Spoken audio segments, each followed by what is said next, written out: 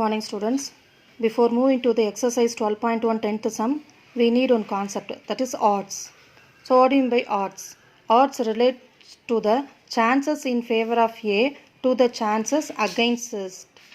Suppose A denotes the number of ways that the event can occur. B denotes the number of ways that event fail to occur. Then odds of an event in favor to that event is denoted by A is to B. So A represent event can occur, B represent the event fail to occur. From that we can write the probability of that event, that is P of A is equal to A divided by sum of these two, A plus B, that is N of A by N of S, that's all. Right? In the same way, odds of a event against A is represented by B is to A. Just interchange and write. So against the event means that event failed to occur. So it can be represented by, that is non-occurrence of that event. So P of A bar is equal to B divided by A plus B. Right?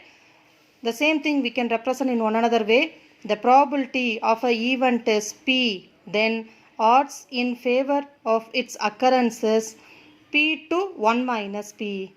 Odds against its occurrences 1 minus P to P. Now we exercise 12.1 10th sum. First division. The odds that the event A occurs is 5 to 7. Find probability of that event, that is P of A. Right? So odds that the event A occurs is equal to, it is given that 5 to 7, that is 5 is to 7. So we can take this as A, this as B. So A is to B. So we need probability of A. So P of A is equal to, we know the formula, A by A plus B. So which is equal to, what is your A? 5. So 5 divided by A plus B. So 5 plus 7. So which is equal to 5 by 12. Second question. Suppose P of B is equal to 2 by 5. P of B is equal to 2 by 5. Express the odds that the event B occurs. So we can write this as A by A plus B, isn't it? So which is equal to, once again we can rewrite this as 2 by, so the A is 2, therefore 2 plus 3. Right? So odds that the event B occurs is equal to, A is to B.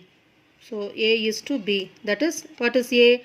2 is to, what is B? 3. So 2 is to 3. Now student can come for the assignment. So first sum, 4 persons are selected at random from a group of 3 men, 2 women and 4 children. What is the probability that exactly 2 of them are children? So in the exercise sum, we did that 9th sum, no? Cricket club. So we have to select 11 members, a team with 11 members, in that at least 3 bowlers. Okay, so in the same way we have to do.